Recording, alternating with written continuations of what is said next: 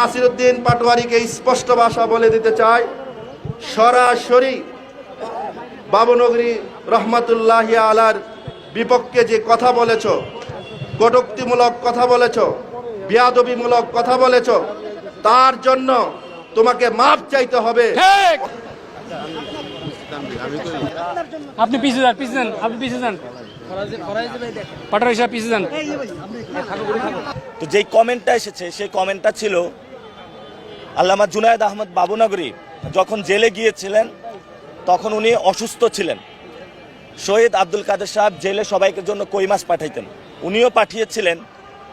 তো জুনায়েদ আহমদ বাবুনগরী পাশে যারা ছিল, এখানে জাসদের লোকও ছিল, জিএমবি সদস্যরাও ছিল। জেলে তো ওই সময় সব ধরনের লোকে থাকে, তো সবাই এটা কিরূপভাবে নেয়, উনি কিন্তু ওই সময় খাবারটা গ্রহণ করেন নাই, পরবর্তীতে গ্রহণ করেছেন। তো এটা নিয়ে সবাই বলছে মরহুম জুনায়েদ আহমদ বাবুনগরী রহমতুল্লাহ সম্পর্কে কমেন্টটা ঠিক হয়নি। যদি আমার এটা নিয়ে সবাই ক্ষুব্ধ হয় তাহলে আমি দুঃখ প্রকাশ করছি, কিন্তু যেভাবে মিছিল মিটিং করা হচ্ছে, আমি ওনাদের সাথে কথা বলতে আসলাম, তারা সে আমার বক্তব্যটা নিল না। এটা একটা রাজনৈতিক ইন্ধন আছে, সবার কাছে সকালে একটা স্ট্যাটাস দিয়ে ক্লিয়ার করছি। তারপরে আমি আজকে সকালে মিডিয়াতে এটা নিয়ে দুঃখ প্রকাশ করেছি এবং ফেস দ্য পিপলও এটা নিয়ে দুঃখ প্রকাশ করেছি। তারপরেও যারা প্রোগ্রাম করেছে আমি সেখানেও এসেছি যে আমার যদি ভুল হয়ে থাকে, আপনারা কষ্ট পেয়ে থাকেন, তাহলে আমি দুঃখ প্রকাশ করব।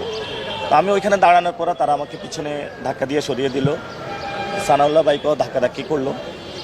তো আমি মনে করেছিলাম আয়শা যে ঠিক আছে একটা ভালো সমাধান হবে, অথবা ওনার যে কথাগুলো আমি শুনবো। তো এখানে পরিস্থিতি ভিন্ন দেখতে পেলাম।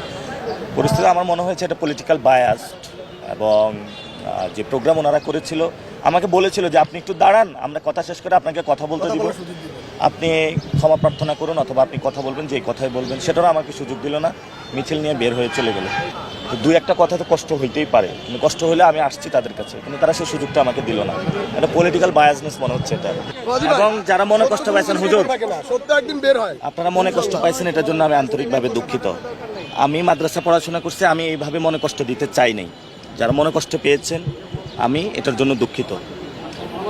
এভাবে বলা ঠিক হয়নি। হ্যাঁ, এভাবে বলা ঠিক হয় না। আজকে যুগান্তরে যেভাবে আসছে আপনার যে বক্তব্য, ওটা ঠিক ছিল। হ্যাঁ, তাহলে আমি তো আগে ক্লিয়ার করেছি, ঠিক না? এবং আপনারা আমাকে ক্ষমা সুন্দর দৃষ্টিতে দেখবেন। আপনি তো জানেন আমি আলেম ওলামাকে কত মহব্বত করি, এবং আপনি বিশ্বাস করেন আমি চাইছিলাম আপনার সংসদীয় আসনে আইসা আপনার সাথে নির্বাচনী কাজ করার জন্য। সত্যি আমি দিনের কথা বললাম। ইনশাআল্লাহ আসবেন।